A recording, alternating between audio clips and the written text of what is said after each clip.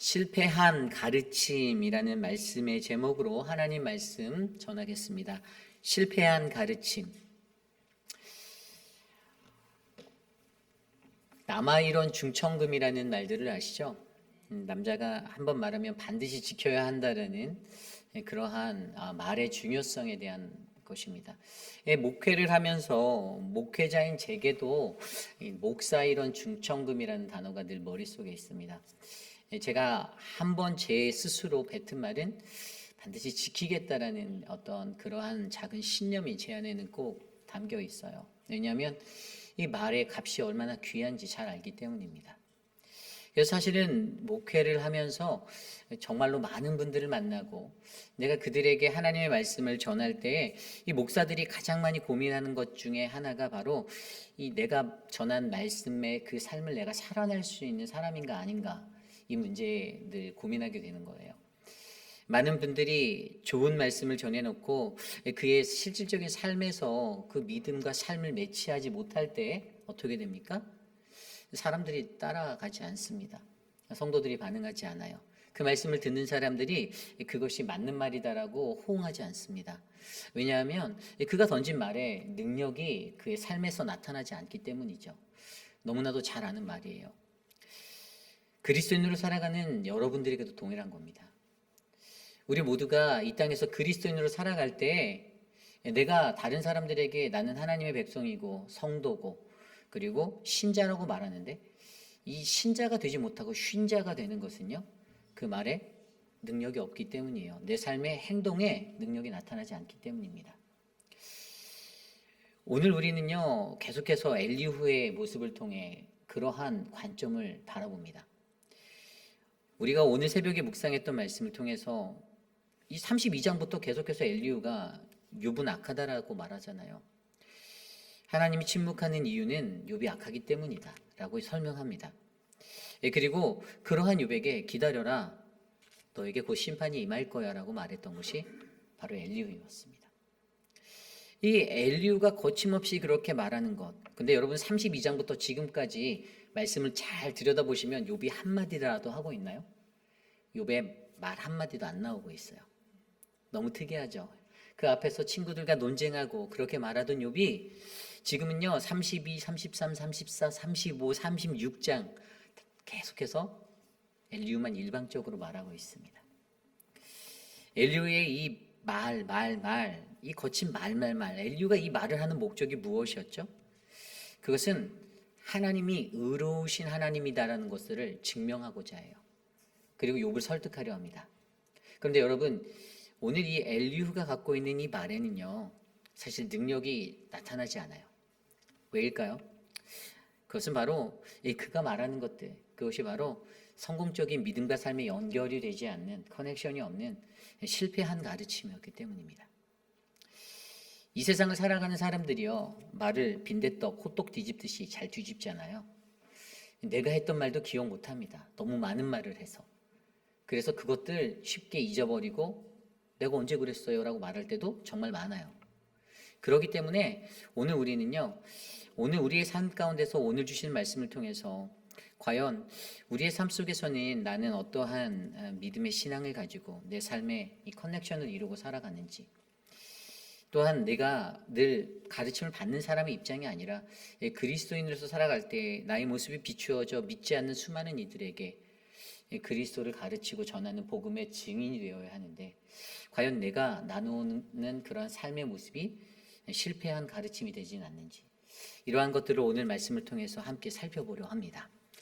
오늘 우리는요, 우리에게 주신 실패한 가르침이라는 말씀을 통해서 우리의 삶의 작은 모습까지도 나의 믿음과 삶이 잘 연결되어지는 은혜를 기억하고 되새겨 보시는 거룩한 시간 되시기를 간절히 소망합니다.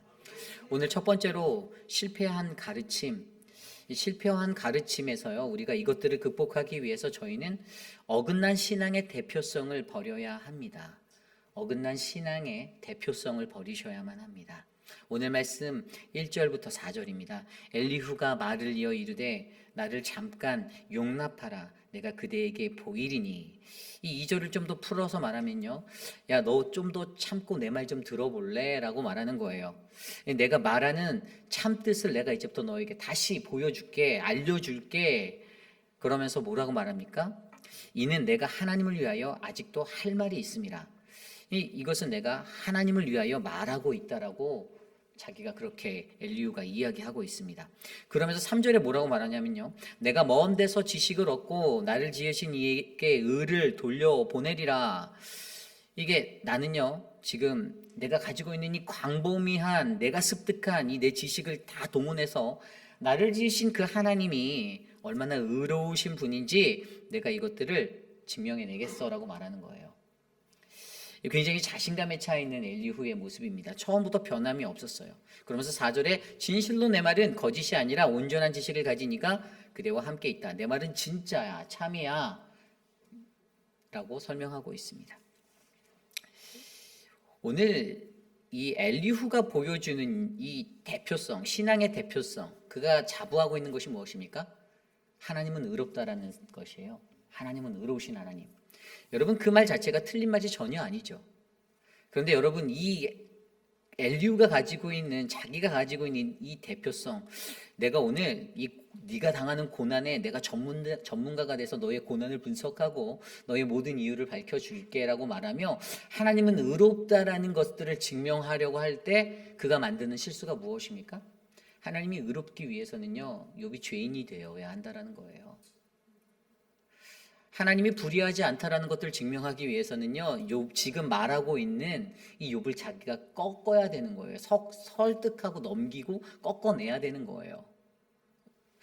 그러한 생각이, 이 대표성이 오늘 자기에게 있어서요. 그래서 32장부터 지금까지 쉬지 않고 말 하는 거예요. 다 여태까지 욥이 했던 말들 조목조목 따져가면서 네가 이렇게 말했잖아. 네가 이렇게 말했잖아. 한 장 한 장씩 챕터를 넘길 때마다 그것들을 조목조목 반박하면서 하나님은 의로우신 하나님이야 라고 강조하고 있어요. 하나님이 의롭지 않다라는 게 주된 목적이 아니라 하나님이 의롭게 되기 위해서 오늘 나는 스스로 내가 당하는 이 고통, 이유 영문 모를 이 고통, 그것에서 말하고 있는, 나는 의롭다라고 표현하고 있는 욥을 바라보고 너는 의로운 존재가 아니야라고 말하는 것은요, 그것은 사실 자기가 가지고 있는 어긋난 신앙의 이 대표성의 모습 때문에 다른 사람을 정죄하는 그러한 실수를 저지르게 만든다는 것입니다. 잘못된 가치관을 가지고 살아갈 때 어떠한 일들이 일어날 수가 있습니까? 내가 맞다라고 느낄 수가 있는 거예요. 오늘 그가 가지고 있는 이 대표성, 자신을 하나님을 대변한다라고 생각하고 지금 토론에 임하고 있는 엘리후가 가장 큰 실수를 범하고 있는 것은요, 자신의 자신감에 찬 그러한 것도 아니고, 그리고 자신 있게 말하는 그 신학적인 논리도 아니고, 단 한 가지, 그가 가지고 있는 그 생각을 성공적으로 세팅하기 위해서 욥을 죄인으로 만들어야 한다라는 실수를 범하고 있다는 것입니다. 여러분, 저와 여러분들이 우리가 이 세상을 살아갈 때도요, 저희도 이러한 실수를 범할 수 있죠. 내가 참 정석적인 FM들의 신앙인이다라고 생각하고 살아가는 분들이 간혹가다 있습니다. 내가 사는 게 맞다라는 거예요. 내가 신앙생활 한 패턴이 맞고, 그렇게 되면 어떻게 되죠? 다른 사람이 하는 게 다 틀린 게 되는 거예요. 주방 일을 하든 교회 일을 하든 무슨 일을 하든 간에 다 자기가 기준이에요. 자기가 FM이에요. 그럼 그것대로 모든 교회 생활, 신앙 생활 다 틀에 맞춰요. 공동체 안에서. 내가 내 삶의 기준이 되고 내가 공동체의 기준이 되려 하니 어떻게 됩니까?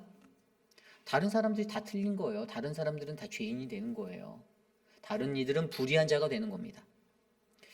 성경에 나오는 유대인들이 그것을 가장 잘 나타내는 사람들이었죠. 유대인들은요, 하나님의 대표성을 가진 사람들이 맞습니다. 하나님께 가장 먼저 선택받고 부름받은 사람이었어요. 성경에 나온 아담이라는 존재가 인류에 대한 대표성을 지니고 있다면 이스라엘이라는 한 민족의 이 바로 유대인들이 이 온 인류를 향한 대표성을 가지고 있었던 건 사실입니다. 하나님이 그들을 택하셨고 그들에게 하나님의 대표성을 더하주셨어요. 하지만 그들이 감당해야 했던 것은요, 하나님께 순종함으로써 온 인류를 그리스도께로 인도하는 통로가 되어야 했습니다. 그런데 그들이 갖고 있는 그 어그러진 생각과 어그러진 가치관이 어떻게 됐습니까? 하나님 백성으로서 구별된 삶을 살아내기는커녕 자기들에게 맞춰진 하나님의 신앙을 짜집기 위해서 자신들의 라이프의 신앙생활들을 만들었다라는 거예요. 그래서 그들의 삶 가운데서는요, 오직 우리 민족에게만 존재하는 선민의식, 우리에게만 존재하는 구원관, 그래서 사마리아 사람들, 수많은 이방인들은 배타적으로 자신들은 우월하고 월등한 존재의 사람들로 여기며 다른 사람들을 눈꼽만치도 배려하지 않고 보잘것없는 존재로 천하게 취급했던 그러한 실수를 했던 사람들이 바로 유대인들입니다. 여기에 갖고 있는 그들의 문제점은요, 바로 자신들이 가지고 있는 그 생각으로 복음을 제한한다라는 것이 문제입니다. 하나님이 우리에게 주신 복음을 자신들의 기준에 맞춰서 자신의 옷걸이에 맞춰서 딱 입고 제한하니 포용력이 떨어지는 거예요. 다른 사람의 다름을 인정하지 못하게 되는 것입니다. 그래서 어떻게 됩니까? 핵심을 놓치게 돼요. 복음 전파, 하나님의 복음을 전하는 것, 그들을 주님께로, 그리스도께로, 빛으로 오신 예수 그리스도까지 거부하는 결정적인 실수를 저지르며 그들은 그렇게 인생을 살게 되었습니다. 오늘 엘리후도 그런 모습으로 나아가고 있어요. 저는 욥과 세 친구의 대화를 들여다보았고 엘리후의 대화를 들여다보면 저는 엘리후에게는 그래도 한 50점 정도의 신앙인이었다라는 점수를 매겨요. 이 친구들에게는 한 20점도 안 되는 점수를 줄 수 있지만 그 이유는 이제 다음 씬에서 얘기할 수 있지만 우리가 잘 알고 있듯이 그가 가지고 있는 이 고난에 관한 이 신학관은 굉장히 건강했기 때문이에요. 이제 추후에 얘기할 텐데 어쨌든 그럼에도 불구하고 여러분 엘리후가 저는 실패한 가르침을 전한 사람이다라고 생각하는 한 가지 이유는 여러분 이 가르침이 온전합니다라는 이 온전함을 놓치게 될 때 그것은 아무 소용이 없는 것임을 기억하셔야 됩니다. 내가 10개 중에 3개만 잘 지켰는데 5개 잘 지켰는데 7개 잘 지켰는데 내가 10개 중에 9개 법을 잘 지켰다라고 해서 내가 구원받는다라는 것이 아니라는 이야기입니다. 우리가 하나님과의 관계 속에서 믿음의 삶을 살아갈 때 우리가 이것들을 하나라도 놓치게 된다라면 우리는 저 스올레 그 지옥의 불에 던져질 수 있는 심판을 받게 된다라는 사실을 기억하셔야만 합니다. 그래서 사실은요 여러분 어긋난 신앙의 대표성을 갖고 살아가는 우리들을 조심하셔야 돼요. 아까 읽었던 2절 말씀에 엘리후가 그러잖아요. 내가 하나님을 위하여라고 말해요. 내가 하나님을 위하여. 자기가 하나님을 대표한다라는 거예요. 내가 하나님을 위하여서 내가 지금 너에게 말하고 있어. 이게 사실 목회자들이 가장 많이 빠질 수 있는 이러한 실수의 자리 중에 하나거든요. 내가 하나님을 위해서 물론 여기 있는 뭐 저나 서재훈 목사, 저희가 하나님의 말씀을 준비할 때도 뭐 서재훈 목사님도 그렇겠지만 저 같은 경우는 메디테이션을 굉장히 많이 해요.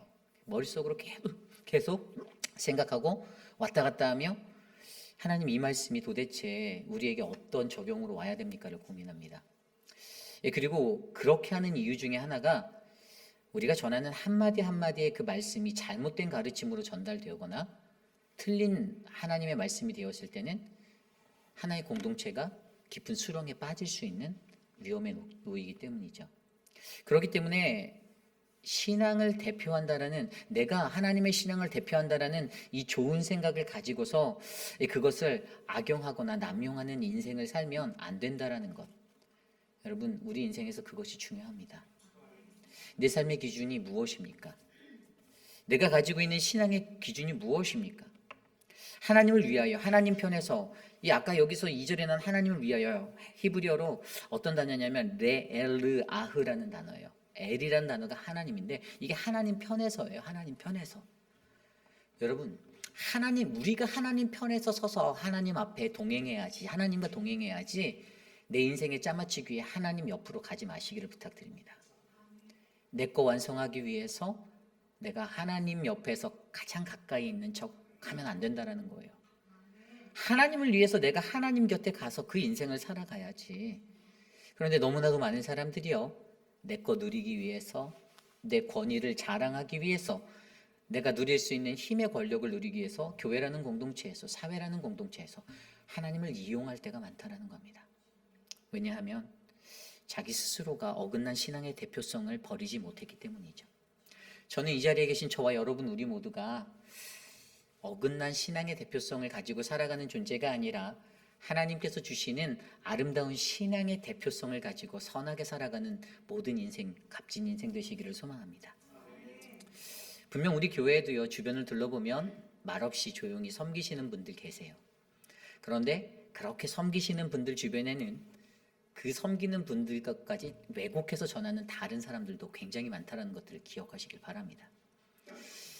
그렇기 때문에 우리가 가져야 하는 것은요, 남들이 열심히 하면 높여주는 거예요.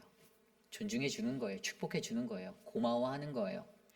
남들이 조금 열심히 못하면 열심히 못할 수 있어요. 그러면 기도해 주는 거예요. 기다려 주는 거예요. 하나님의 때가 되면 언젠가 깨닫겠죠. 언젠가 그 자리에 서겠죠. 그리고 묵묵히 일하시는 분들 위해서 늘 격려해 주시고 독려해 주시고 칭찬해 주시는 이 너그러운 마음들이 우리 안에 넘쳐나기를 간절히 소망합니다. 이것이 오늘 말씀의 첫 번째, 실패한 가르침, 어긋난 신앙의 대표성을 버려야 합니다입니다. 오늘 말씀의 두 번째, 마지막으로 두 번째, 실패한 가르침은 바로 가르침에는 올바른 적용이 중요하다라는 것이에요. 올바른 적용이 중요하다. 오늘 말씀 5절 이후의 말씀에 이렇게 나옵니다. 하나님은 능하시나 아무도 멸하시지 아니하시며 그의 지혜가 무궁하사 악인을 살려두지 아니하시며 고난받는 자에게 공의를 베푸시며 그의 눈을 의인에게서 떼지 아니하시고 그를 왕들과 함께 왕자에 앉히사 영원토록 존귀하게 하시며. 아멘. 딱 세 가지로 하나님에 대해서 다시 한번 설명했는데, 하나님, 첫 번째로 5절에 나온 대로 하나님의 인격적으로 성숙하신 하나님에 대해서 엘리후가 말하고 있어요. 야, 하나님은 인격적으로 매우 성숙한 분인 거 알지? 그분 되게 전능해, 능력 있어, 매우 똑똑해. 그런데 그분이 그렇게 똑똑하고 능하신 분인데도 아무도 멸하시지 않아 라고 얘기하는 거예요. 인격적으로 굉장히 성숙하신 하나님을 보여주고 있어요.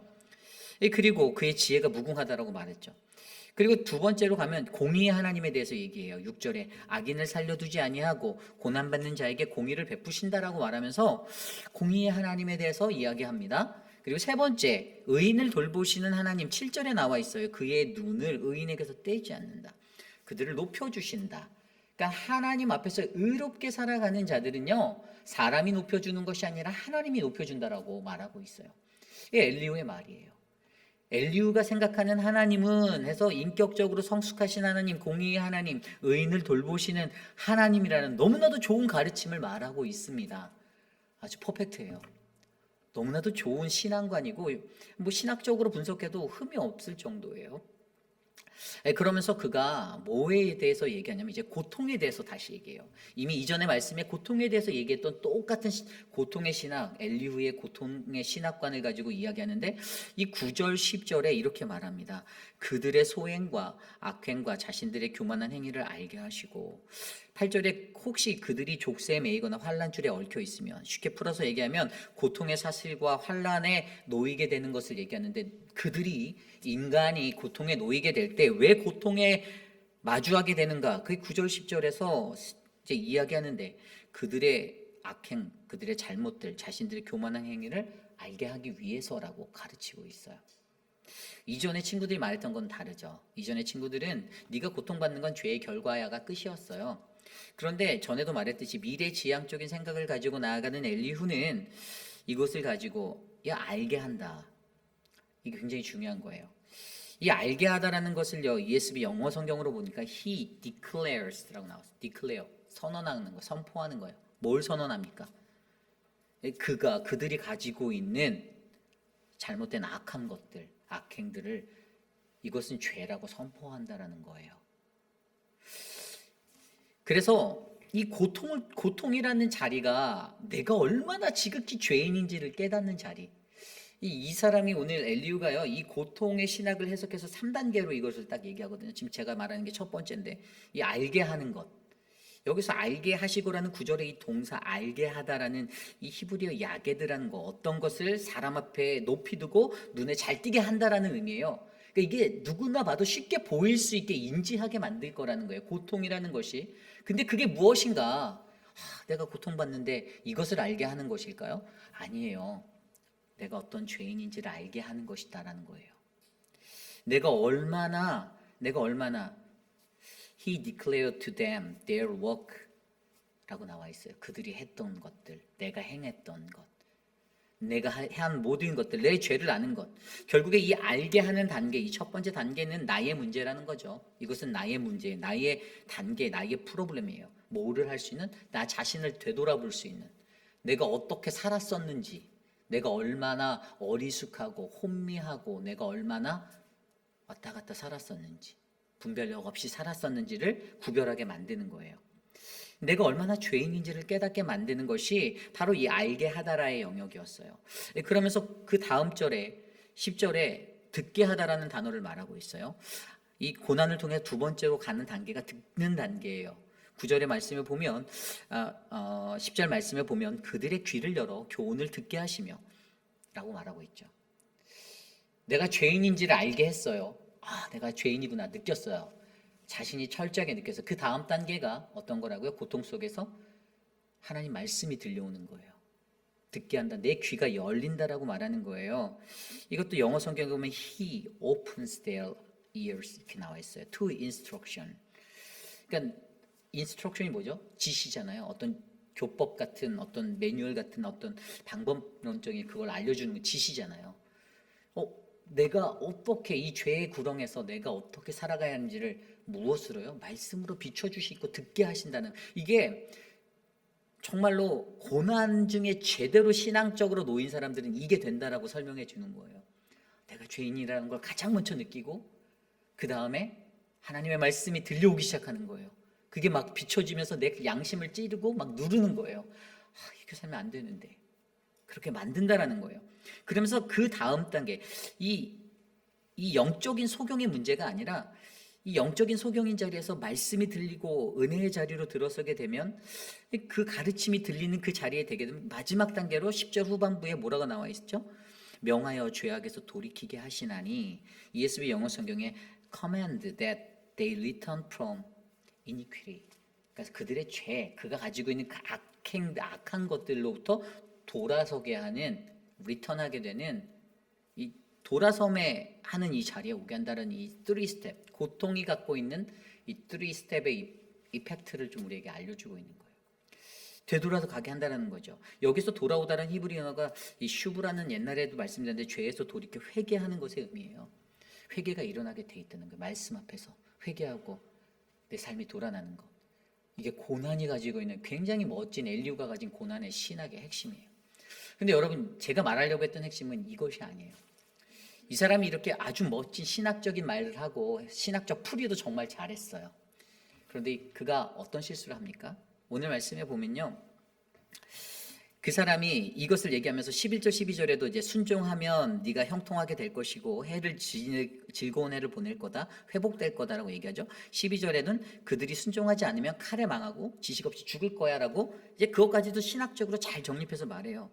그러면서 마음이 경건하지 않은 사람들은 분노를 쌓아가고 13절에 하나님이 구속할지라도 하나님께 전혀 의지하지도 않고 구하지도 않고 14절에 그들의 몸은 젊어서 죽을 것이다 라고 얘기하면서 이것을 설명하는데, 이 엘리후가 실수하는 게 15절 이후에 이제 말하는 거예요. 이 15절 이후에 하나님은 하면서 다시 하나님에 대해서 얘기해요. 그가 말하는 하나님이 어떠한 신학적인 바탕으로 말하냐면 공고한 자를 그 공고에서 구원하시고 학대당할 쯤에 그의 귀를 여시니 그러므로 하나님이 그대를 환난에서 이끌어내사 좁지 않고 넉넉한 곳으로 옮기려 하셨은즉 그의 무릇 그대의 상에 기름진 것이 노이리라. 여기까지는 정말 퍼펙트했습니다. 그지? 고난 받으면 하나님께서는 공고한 자, 고통받는 자들의 소리에 신음에 늘 귀 기울이시는 하나님, 그래서 그들을 어떻게 해요? 환난에서 끌어내서 좁지 않은 넓은 대로로 옮겨주시고 그의 상을 기름진 것들로 채워주실 거야. 시편 23편에 나오는 그런 은혜가 너에게 임할 거야 라고 그에게 말해주시는데 너무 좋았는데 그의 실수가 17절에 나옵니다. 이제는 악인의 받을 벌이 그대에게 가득하였고 심판과 정의가 그들을 잡았느니. 현대인의 성경에 보면 이게 뭐라고 말하는지 아십니까? 이제 너는 네가 그렇게 했기 때문에 넌 벌 받아야 돼. 심판이 네 눈앞에 올 거야 라고 그냥 직격탄을 날리고 있어요. 그 앞에 좋은 고통의 신학을 잘 풀어서 설명해 놓고 욥을 향하여 던졌던 말이 17절의 말이에요. 17절. 이제 너는 그러나 이제는 내가 마땅히 받아야 할 벌을 받고 있는 거야 라고 말하는.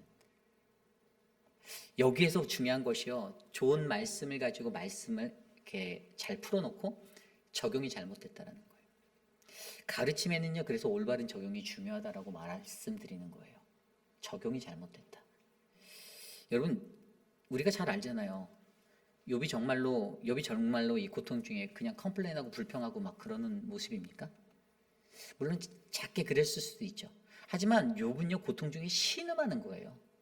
내가 왜 이 고통을 받냐고 하나님께 따지고 드는 게 아니라 정말 궁금하다라는 거예요. 하나님 알고 싶다라는 거예요. 나에게 말씀해 달라는 거예요. 나에게 가르쳐 달라는 거예요. 이 욥의 멘트는요. 내가 하나님 말씀해 주시면 내가 잘못한 게 있으면 내가 회복하고 되돌아설 의사, 용기까지 다 있는 거예요.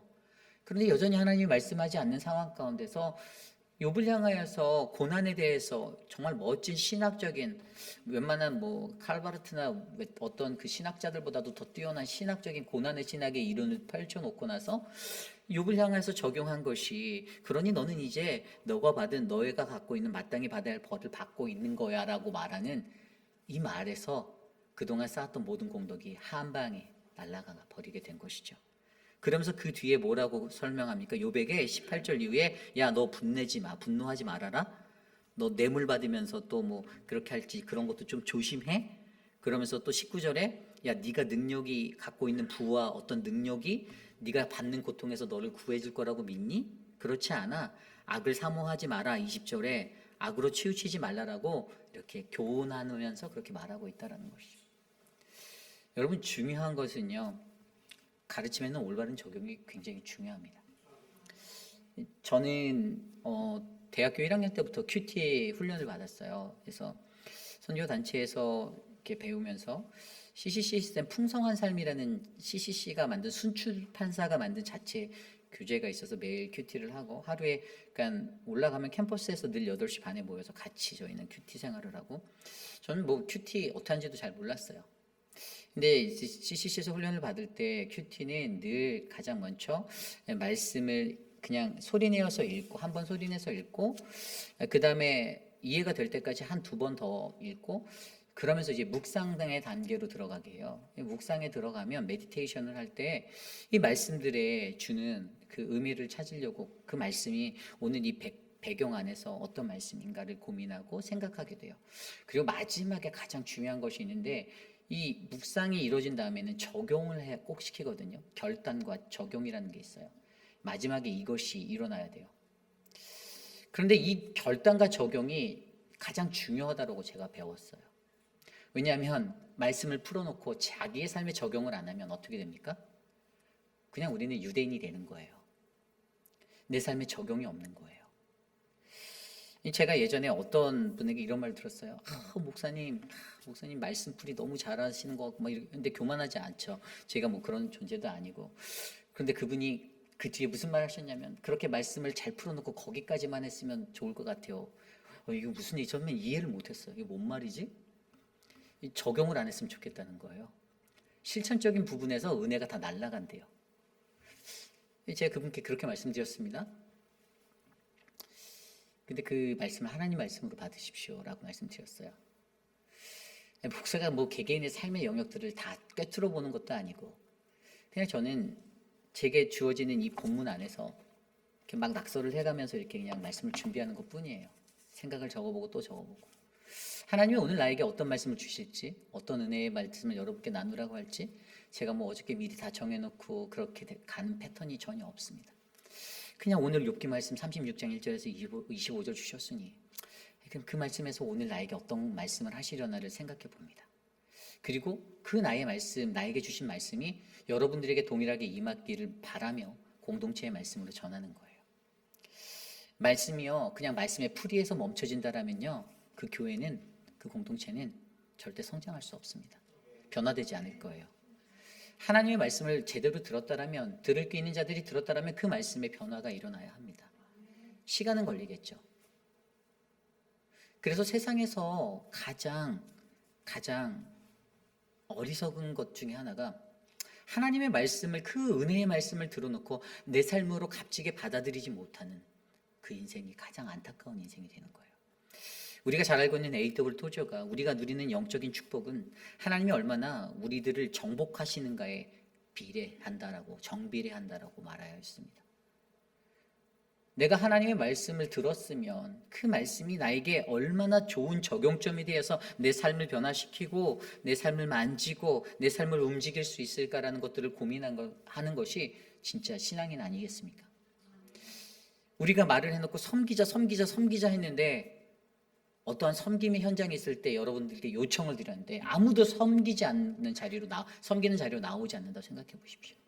절실히 도움이 필요하다라고 말씀드리는데 하지 않는다라면, 오늘 저희가 그 신방을 갔다 왔어요. 오늘 아침에 오스독 권사님께도 가고 김영순 성도님 파이널스트도 갔다 왔어요. 김경미 집사님께서 일주일에 휴가를 내셨더라고요. 일주일 거기서 먹고 자고 하신다고. 뭐 그분을 높이려는 것이 아니지만 쉬운 결단이 아니었을 거다라고 생각이 들어요. 제가 사랑방 목자들을 통해서 광고를 하고 했을 때 자원하셨어요. 그런데 그러한 삶들 속에서 모르겠어요. 그분이 어떠한 것들을 바라고 하지 않았을 거다라고 저는 믿습니다. 그냥 순전히 지금 도움이 필요한 저 한 사람을 위해서 본인의 휴가, 제가 옛날에 들었는데 그 휴가는 나중에 뭐 돈으로도 환산해서 받을 수 있는 휴가래요. 근데 헌신하셨어요. 근데 솔직히 여러분도 아시지만 우리 김영순 성도님이 아주 쉬운 분은 아니세요. 이제 저처럼 까탈스러우세요. 그래서 요구한 사항들도 이렇게 있어요. 그런데도 첫날에도 뭘 놓고 가셔서 2번이나 왕복하면서도 그걸 다 말없이 다 소화하셨어요. 놓고 가신 거 갖다 달라니 또 그것도 가지로 또 오셨었고. 여러분, 우리가 우리의 삶에서 올바른 가르침을 배우고 또 여러분들이 올바른 가르침을 나누고, 가장 중요한 것은요, 가르치는 것대로 내가 적용해서 살아내야 된다는 것이에요. 그 적용점이 없다라면 우리의 신앙은 그냥 실패한 가르침이 되는 인생이 된다라는 사실을 기억하셔야만 합니다. 저희 교회에 하나님의 말씀이 충만한 교회라면 우리 교회에 그 말씀의 적용이 살아나는 교회가 되길 원합니다. 말만 하고, 말을 청산유수로 다 하고, 그건 누구나 다 할 수 있어요. 뭐 머리 좋아서 막 논리적으로 말하고 막 계획서를 내고, 그건 저도 다 잘할 수 있습니다. 그게 중요한 거는 계획을 했으면 실천하셔야죠. 적용하셔야죠. 내 삶에 어플라이 하셔야죠. 말한 것에서 끝나는 게 아니라 직접적으로 삶의 현장으로 들어가셔야죠. 그냥 탑이 돼서 밑에 사람들 굴려서 일하기를 원하십니까? 내가 지휘할 테니, 내가 커맨드 할 테니 you are doing 이렇게 하실 건가요?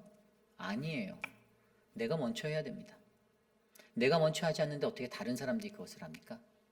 그리고 내가 그걸 하면서도 내가 했다라고 자랑하고 나는 했는데 넌 안 하니라고 말할 수 있는 게 아니라는 거예요. 그건 교만이라는 거예요. 그거는 잘못된 대표성 가지고 살아가는 인생밖에 안 된다라는 거예요. 그러므로 오늘 이 시간에 우리가 진짜 하나님의 그리스도인이고 하나님의 백성이라면, 여러분,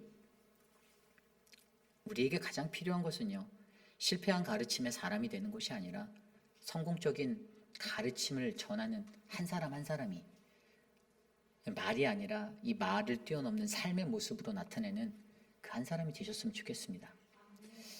저와 여러분, 우리 안에는요, 하나님이요, 우리에게 이 믿음이라는 것을 가지고 우리가 이 믿음을 삶으로 옮길 수 있는 그런 기회들을 다 주셨습니다. 다만 그것을 연결하느냐 연결하지 못하느냐는 여러분들 각자의 몫이에요. 죄송하지만 제 몫일 수도 있죠. 근데 전적인 제 책임도 있을 수 있지만 여러분들 개인의 것이 맞습니다. 여러분들 나중에 구원 못 받았다고 저한테 고소하셔도 제가 어떻게 해드릴 수가 없어요. 여러분들 개인의 삶의 문제는 여러분들 개인이 해결하셔야 되는 신앙의 문제인 거예요. 왜라고 우리가 뭐 욥이 왜라고 물었잖아요. 왜 내게요? 왜 내게요? 그가 이것을 듣고 불평한다라고 느꼈어요. 욥은 불평하는구나. 저 사람 신실하지 못하구나. 그러면서 어떻게 됩니까? 욥이 친구들과 대화할 때도 그 친구들이 욥을 제대로 설득하지 못하는 거 보고 내가 나서서 내가 욥이 말하는 자기가 의롭다고 하는 저걸 내가 꺾어줄게라고 하고 달려 들었는데 가르쳤는데 사실 좋은 관점의 신앙관도 갖고 있었지만 결국에 그것이 삶의 매치가 이루어지지 않으니 어긋난 신앙의 대표성을 갖고 있는 자신의 모습 때문에 가르침에 대한 올바른 적용이 없는 그 연약한 모습 때문에 오히려 공허하게 울리는 하나의 소리밖에 되지 않았다는 거예요. 5장 동안 신나게 떠들었는데 욥이 유동하지 않습니다. 욥이 움직이지 않아요. 이 말씀을 듣고 욥이 마음을 아파하며 하나님 앞에 엎드려 회개했다 하면 은혜가 될 것 같은데 그런 구절은 없습니다. 오히려 욥의 마음에 큰 거부감이 더 일어나고 오히려 자신의 삶을 더 아프게 짓누르는 그 고통만을 욥이 느끼고 있을 뿐이에요. 그러므로 여러분, 우리의 삶 가운데 저와 여러분 우리 모두가 실패한 가르침이 아닌 신자 이런 중천금을 행할 수 있는 거룩한 믿음의 삶들을 꼭 살아내시기를 부탁드립니다. 어떠한 것에서도 하나님이 우리에게 말한 대로 지켜 살 수 있는 그 은혜를 주시기 원합니다. 여러분 한 사람 한 사람이 그런 공동체 되시길 원합니다. 차라리 지키지 못할 건 말하지 마세요. 그게 좋아요. 뒤집어 엎을 거면은 그냥 손바닥 뒤집듯이 부침개 뒤집듯이 뒤집을 거면 그냥 아예 애초에 말을 안 하고 그냥 가만히 가는 게 중간은 갑니다. 그렇기 때문에 저와 여러분 우리 공동체 안에 아름다운 성공의 가르침이 날마다 믿음의 삶으로 연결되는 거룩한 일들이 일어나기를 간절히 소망합니다. 오늘 주신 말씀을 놓고 함께 기도하려 합니다. 믿음과 삶이라는 찬양이에요. 믿음과 삶을 살아내는 그 실력이요, 우리에게 너무나도 필요합니다. 어떠한 삶이든지 우리가 가지고 있는 그 작은 믿음도 삶으로만 살아낸다면 그것은 큰 하나님의 복음의 능력이 된다라고 저는 믿습니다. 그러므로 우리가 이 찬양 부르면서 함께 내게 주신 믿음, 그 삶의 모습 돌아보기 원합니다.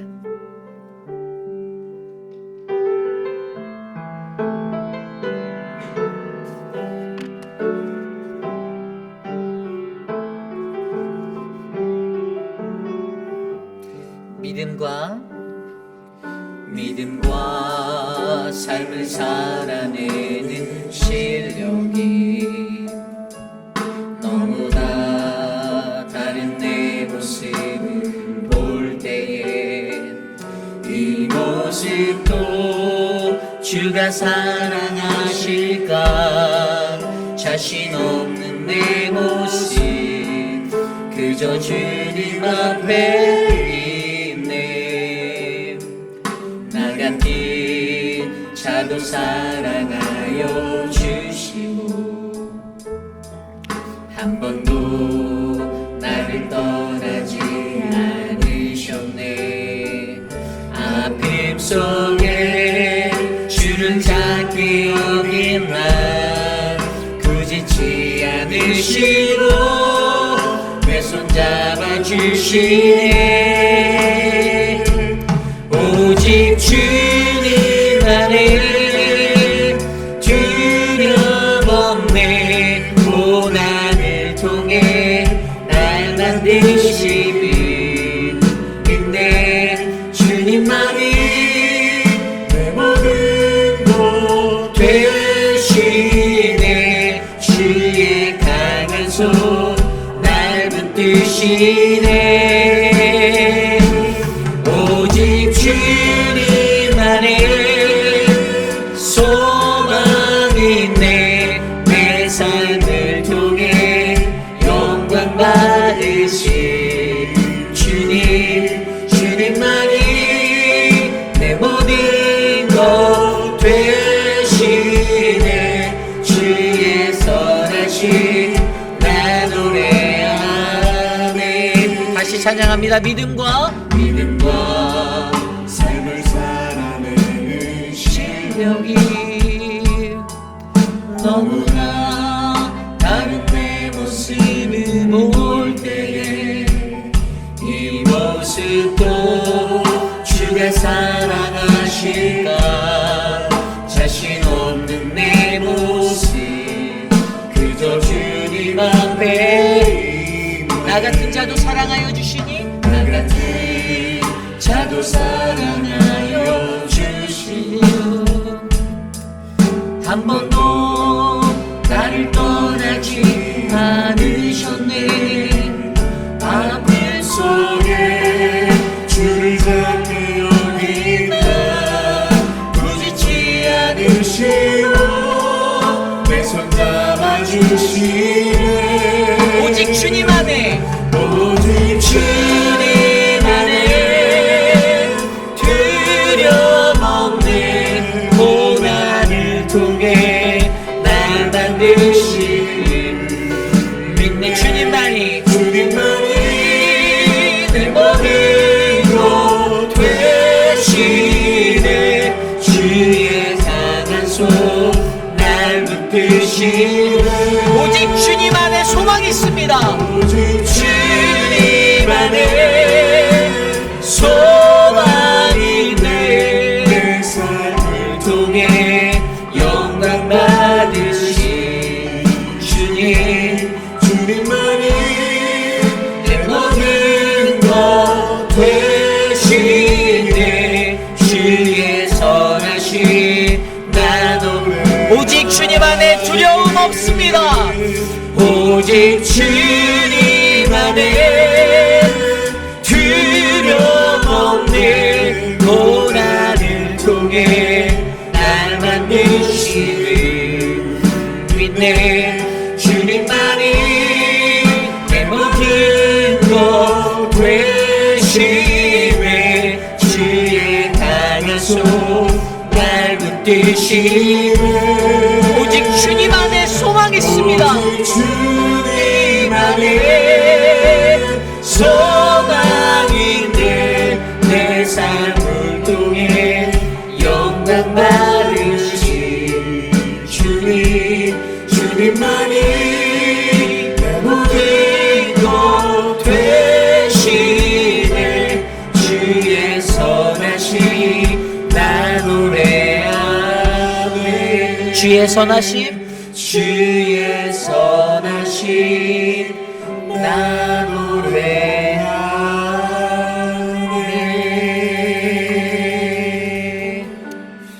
아멘. 그렇습니다. 참 믿음과 삶을 연결시켜 살아낸다는 거 정말 어려운 것 같습니다. 저도 날마다 고뇌하고 번민하는 것이 바로 이런 부분이에요. 내가 이 삶을 살아내지 못하면 어떡하지? 또 실패하는 것들도 있죠. 못 살아내는 것도 있어요. 컨트롤되지 아니하는 감정의 부분도 있고, 연약한 인간이기에 쓰러지고 좌절하는 거, 시기하지 말라, 질투하지 말라 다 알면서도 내 머릿속으로 시기하고 질투하고, 나를 의롭게 여기지 않고 겸손히 살아가야 된다는 것도 알면서도 알게 모르게 내가 드러나고, 내가 사람들로부터 존중받기 원하고 높임받기 원하고, 하나님이 높임받아야 될 자리에 내가 하나님 가린 적도 있고, 영적인 그 교만함을 우리가 버리고 우리가 실패한 가르침의 인생이 되는 것이 아니라 성공한 가르침의 인생들이 바로 여러분들의 삶, 저의 인생 되기를 원합니다. 그래서 믿음과 삶이 아름답게 잘 연결되어서 우리 회빛 한인 장로교회가 주님이 주시는 그 영적인 축복, 바로 하나님이 얼마나 우리들을 정복하고 계시는가의 이 삶에서 하나님께 정복당한 아름다운 인생 되시기를 소망합니다. 그러한 마음으로 함께 시간 기도합니다. 하나님, 나를 그러한 삶으로 놓아주십시오. 함께 기도하겠습니다. 하나님, 믿음의 삶으로 살아내는 것이 그 실력이 하나님 너무나도 다른 내 모습을 바라봅니다. 하나님, 도무지 하나님 내가 보기에도 다른 이들이 보기에도 하나도 그리스도인 같지 않고 하나님의 백성 같지 않는 그러한 삶의 모습들, 하나님 어긋난 삶의 그 자리들을 고쳐주십시오. 우리를 불쌍히 여겨주시고 깨뜨려 주십시오. 그저 주님 앞에 나아갈 수 없는 자인데도 하나님이 사랑하여 주시고 하나님 내 손을 잡아주셨던 그 하나님, 하나님 고단 속에서 나를 만들어주신 그 하나님을 내가 믿사오니 더욱더 성숙하고 아름다운 그리스도인이 되기 위하여 하나님 나를 인도하여 주시고 붙잡아 주시옵소서. 주님 나를 도와주시옵소서. 다스려 주시옵소서. 주님 인도하여 주시옵소서. 우리 시간에 기도할 때 우리 육신의 연약한 분들을 위해서 기도드립니다. 우리 김영순 성도님을 위해서 기도해 주시고요. 건강이 많이 그래도 좋아지셨어요? 그리고 또 오늘 우리 강옥순 어머님께도 갔다 왔는데, 어머님은 이제 퇴원해서 집에 계신데 많이 이렇게 육신이 힘드셔서 눈도 잘 못 뜨시고 이제 기력이 없으셔서 계속 이대근 집사님이 돌보고 이렇게 하시는데, 그 삶을 위해서 기도했으면 좋겠습니다. 그래서 오늘도 제 손을 꼭 잡고 기도하시는데 이 마음에 너무 눈물이 날 정도로 가슴이 아팠어요. 하나님이 잘 일으켜 세워 주실 걸 알면서도 이 연약한 어르신들, 연로하신 어르신들 바라보면 마음이 아파요. 제가 기도하는 것 중에 하나가, 여러분 우리 교회요, 여러분 나이가 값이 맞아요. 어른들은 어른이에요. 여러분들보다 더 많은 인생들을 사셨고, 그래서 그분들을 존중할 수 있는 인생이 되기를 원합니다. 때로는 어떤 사람 중에 뭐 위아래도 없어요. 어른도 없어요. 그냥 뭐 성격 부딪힌 대로 막 쏟아붓는 분들도 있어요. 그런 분들 간혹 가다 봐요. 근데 너무나도 가슴이 찢어지게 아픕니다. 왠지 아십니까? 나중에 그분이 똑같이 그 대우 받을 수 있거든요. 그렇기 때문에 여러분, 저희 교회에 우리 어르신들, 우리 김용우 장로님, 초대 장로님이시죠? 김용우 장로님, 또 뭐 윤태임 권사님, 뭐 이런 분들, 어르신들에게, 우리 박정숙 권사님, 이런 어르신들에게 우리가 정말로 잘하는 교회 됐으면 좋겠습니다. 어른들에게 뭘 바라지 마세요. 어른들 이미 우리한테 주실 만큼 다 쏟아 부어 주셨어요. 우리가 잘해야 됩니다. 우리가 그 어른들을 우리가 잘 보필하는 교회, 지역사회에서 인정받는 회의비라는 장로교회 되길 소망합니다. 이 시간 육신의 연약한 분들 위해서, 우리 어르신들 위해서 함께 기도합니다. 하나님 도와주십시오. 우리 교회가 더욱더 건강한 교회가 되기 위해서, 하나님 어르신들을 잘 섬길 수 있는 교회가 되기 위해서, 하나님 그러한 교회가 되기 위해서 우리를 다스려 주십시오.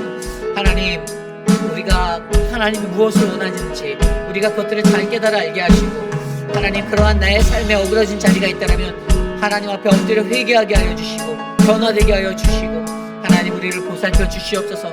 우리 회의빛 아닌 장로교회 하나님의 거룩한 공동체로 세워주실 줄 믿습니다. 주의 말씀이 세워지게 하시고 말씀이 능력이 되게 하셔서 하나님 사랑의 정의와 하나님의 은혜가 흘러넘치는 교회 되게 하여 주십시오. 도와주십시오. 우리 마지막으로 한 가지 기도할 때, 우리 이제 몇 시간 후면 비행기를 타게 될 우리 김준영 목사님 가정을 위해서 기도드립니다. 뭐 김준영 목사님 온다라고 제가 광고했더니 뭐 이미 그분의 신상들을 파악하셔서 널리 홍보하신 분들이 있는데, 홍보할 때 좋은 것만 말씀해 주시기를 부탁드립니다. 뭐 제가 귀가 이렇게 청력이 좋았고 막 다 들려와요. 근데 그런 말 들을 때마다 가슴이 아픕니다. 아직 오지도 않고 여러분들 보지도 않는 목회자를 판단해서 막 말씀하시는, 참 안타깝습니다. 김준영 목사님이 나이가 어리지만 제가 이제 제 같은 교단 후배예요.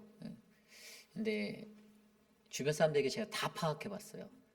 정말 성실하고 신실하고, 정말 저랑 전화 통화할 때도 애티튜드가 너무 좋아요. 정말 예의가 너무 바른 그런 목회자입니다. 많은 분들이 왜 음악도 배우지 않은 사람을 음악 목사로 뽑았나라고 많은 분이 아니야, 어떤 사람이, 혹자가 그렇게 말하거든. 하나님이 부르셨을 거예요 라고 대답해 주시길 부탁드립니다. 그리고 주의 종이잖아요, 나이가 어려도. 그러면 여러분, 그 사람들 신뢰하시고, 그 사람들이 뭐 여러분들에게 해로운 길로 여러분들 인도하시겠습니까? 결론이요, 그 사람이 여기 오기까지 저희 당회가 사람 찾는 거 너무 힘들었거든요. 진짜 끝까지 가서 또 어그러지고, 다 해놨는데 안 온대요.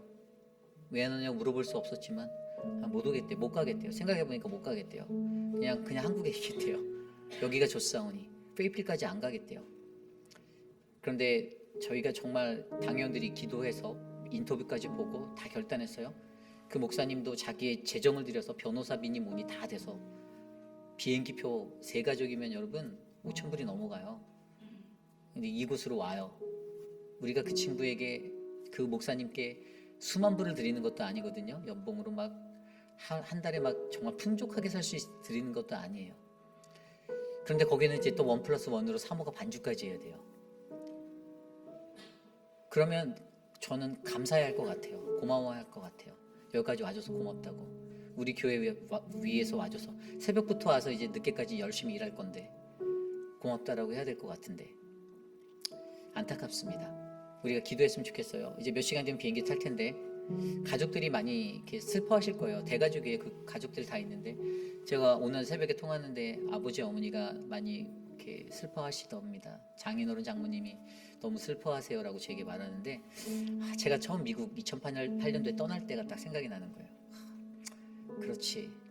가족들이 그렇게 느낄 것 같다라는 생각이 드는데 오시면 잘했다라고 안아주시고 고맙다라고 안아주시고 격려해 주시고 앞으로 사역하는 데 있어서 힘든 거 있으면 많이 도와주시고 저희 서재훈 목사님 뭐 저는 괜찮고요. 같이 기도하면서 여러분들 우리 교회 부교육자로 와주셔서 감사합니다. 잘 섬기는 우리 모두가 됐으면 좋겠습니다.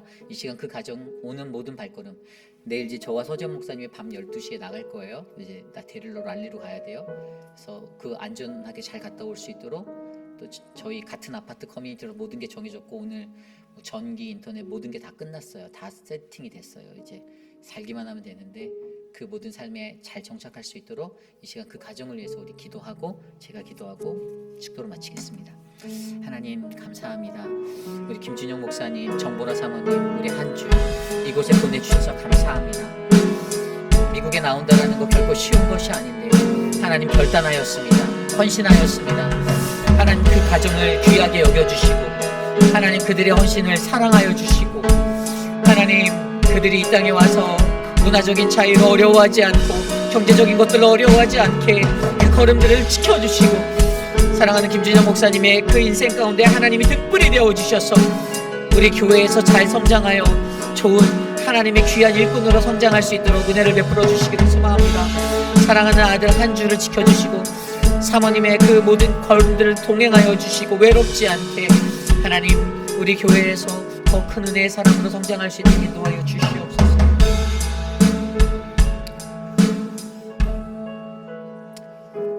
참으로 존귀하신 하나님 감사합니다.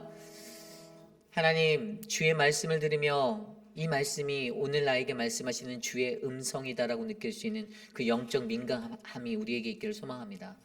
매일 먹는 하나님의 말씀, 매일 받는 주의 말씀임에도 불구하고 사람의 소리로 듣고 하나님 섭섭막이 틈타들어서 하나님 이리 삐지고 저리 삐지는 하나님 삐돌이 인생 살지 않게 하여 주시고 하나님께 감사하고 나를 말씀으로 비추어 회복하고 영적으로 더욱더 성숙하고 성령 충만한 인생 되도록 하나님 주의 은혜를 덮어 주시옵소서. 사랑하는 우리 어르신들 너무나도 귀한 분들 하나님 김장 담느라고 수고하시는 김치 담그느라고 수고하시는 권사님들 하나님 축복하여 주십시오. 육신의 연약함 가운데 아파하시는 어르신들 하나님 우리가 존중하고 모실 수 있는 교회 되도록 하나님 어리석은 마음 버리게 하여 주시고 참된 에티켓 예절 바른 믿음인 될 수 있도록 도와주시옵소서. 하나님 사랑하는 김준영 목사 하나님 어린 나이지만 하나님의 부르심에 순종하여 결단하고 헌신하였습니다. 하나님 이역만리로 날아오는 그 첫걸음 두렵고 떨릴진데 하나님 저들의 마음에 위로를 주시고 은혜를 주시고 하나님 비교하고 값을 매기는 하나님 그러한 어리석은 인생이 되지 말게 하시고 하나님 축복하고 존중하고 감사하는 우리 모두가 될 수 있도록 복을 주시옵소서. 지금은 우리 구주 예수 그리스도의 무한하신 은혜와 그 크신 하나님의 사랑하심과 성령 하나님의 감화감동 교통하심의 역사가 오늘 이 시대를 살아가며 하나님 앞에 나아갈 때 주님 내게 주시는 하나님 그 가르침 내가 나눌 때 성공한 가르침이 되게 하여 주십시오. 하나님 나의 연약한 믿음과 삶이 잘 연결되어 승리할 수 있도록 도와주시옵소서라고 고백하는 사랑하는 우리 회의빛 아닌 장로교회 성도님들 한 분 한 분 특별히 오늘 이 저녁에 이곳에 와 주님께 엎드려 예배드린 믿음의 권속들 머리 위에 저들의 자녀와 가정과 삶의 터전 위에 지금으로부터 영원토록 함께 하시기를 간절히 축원하옵나이다. 아멘.